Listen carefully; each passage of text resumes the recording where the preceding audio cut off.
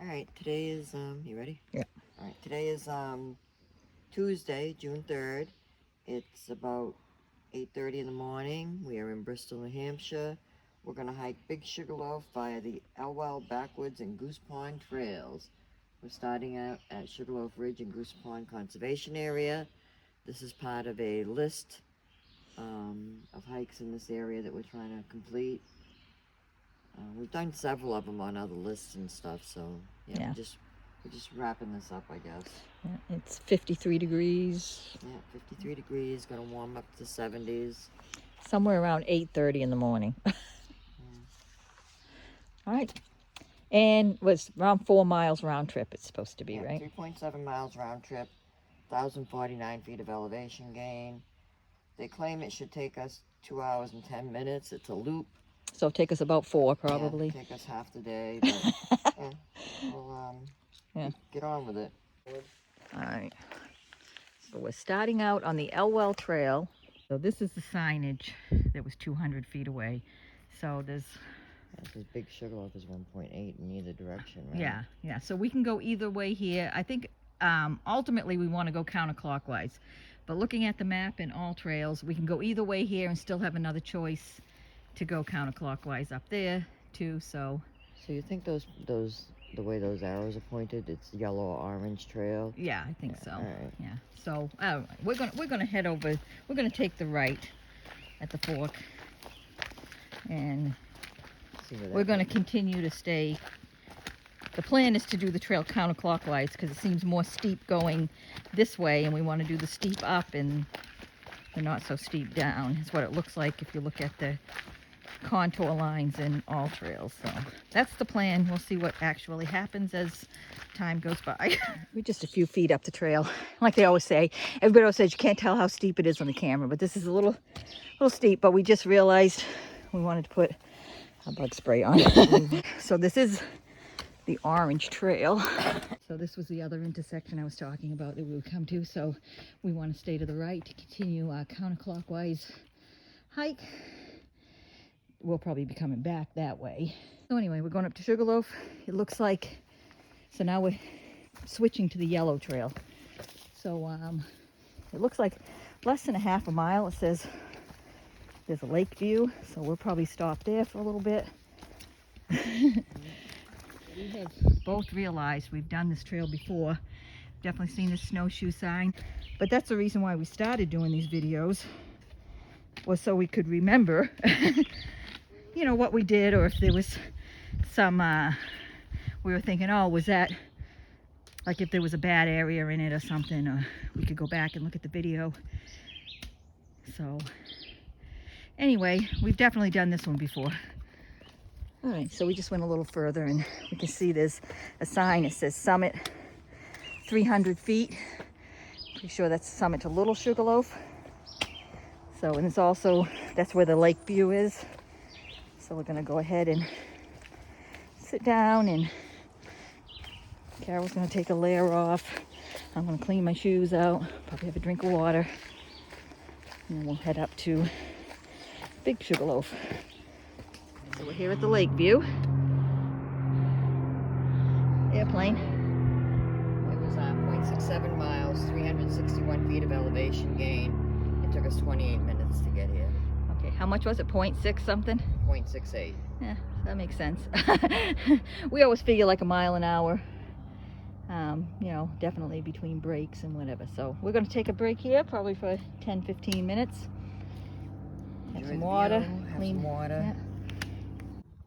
All right, it's 9:25, and we're heading back on the trail. I think it's less than a mile from here to Big Sugarloaf. Yeah, so we just, I don't know if you can see how steep that is, but we just came down there. It wasn't too bad. We made it. We didn't have to chicken out or anything, so. And we're pretty, and by we, she's a bigger chicken than I am. Yeah. but we're both kind of chickens, but looks like we're going down. It doesn't look too bad, but yeah, it's kind of rocky, and you know, this is coming off of Little Sugarloaf. But I will put this away because I don't want to take any chances of tripping. A little kind of cave here in the rock. I was having trouble finding the trail, but I found it too. Yeah, kids would love it. Going in? No. Well, Yeah, we're a little lost. Back there by that cave, I couldn't see any blazes, but it definitely looked like a trail. And now we're seeing red blazes, but we're supposed to be on the yellow trail. And on all trails, it looked like we were off trail, so I'm gonna go back and look for a yellow one. Oh, there's a yellow one. See, it's pointing right in between the rocks. That's what we were supposed to do. You couldn't see it coming from the other way, but now you see. You know, I'm almost positive last time we did this, we did the same exact thing. All right. Saying if we get any chubbier, we won't be doing this one again. It's a little narrow, but yeah. Into a bit of an intersection here with the orange trail. So we're debating back and forth which way to go, and then all of a sudden we notice there's a sign. All right.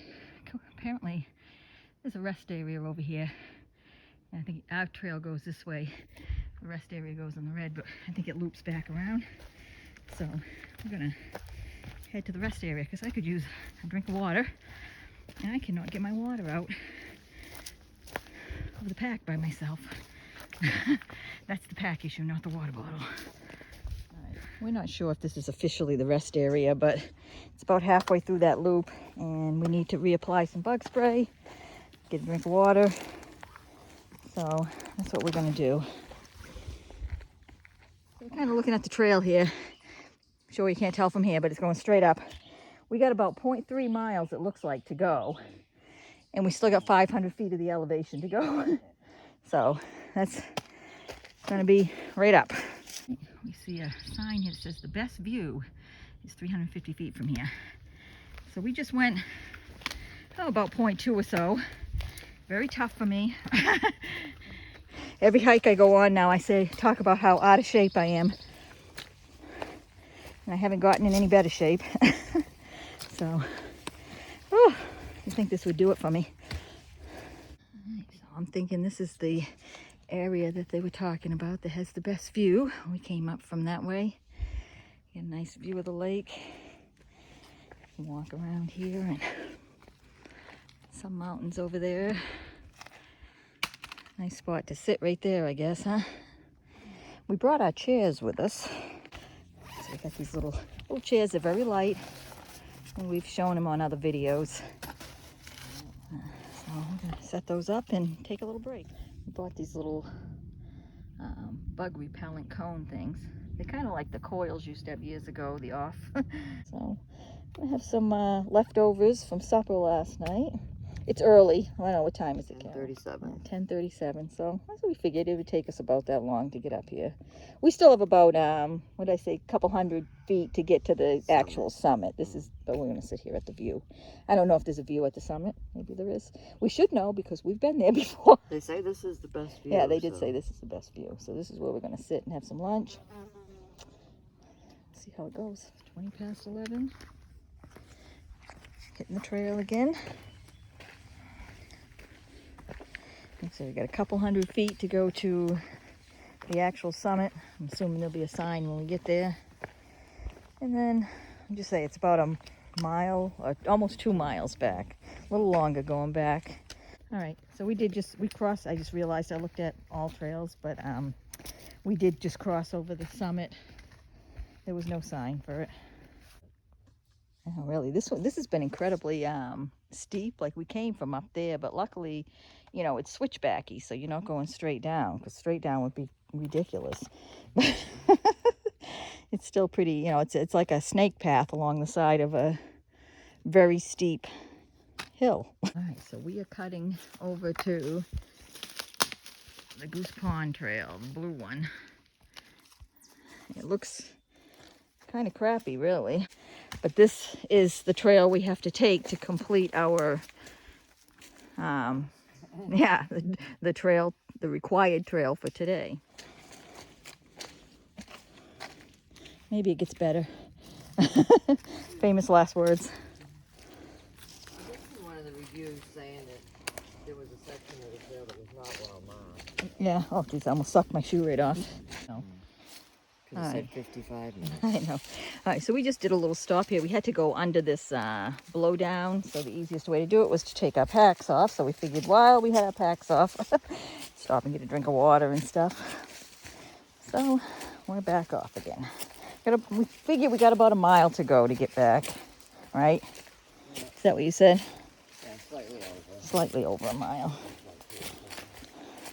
Really taking that kind of time. Got some pretty little purple flowers here.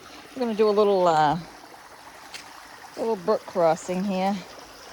So if you did need to get water, this would be a nice place for water. It's nice running, cool off in there if you wanted to.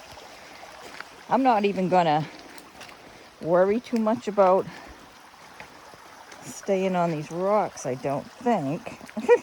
If I can, I will, but this is one you could just walk through if you wanted to. But I got over. Let's see what Carol can do. Easy peasy, right? Ta-da. You know, when you're not worried about getting your feet wet. I know, makes it's it so way much easier. Yeah. Yeah. Sign with all the map. Elwell Trail, Goose Pond, Green Trail. It says it's 0.8. No. That's not. Okay. We went 4.2 miles. Our time was 4.5 hours. Our elevation gain was 1,093 feet. What I will say is that time includes all the time we sat at the top. Oh, it's too. not That's just moving time. Okay. That's All right. What was the elevation? 1,093 feet. Huh. So it was about 50 feet more elevation than it said in all trails, and was about 0.3 more miles. So our total moving time was only it was about 3 hours, 2:58. It's not too bad.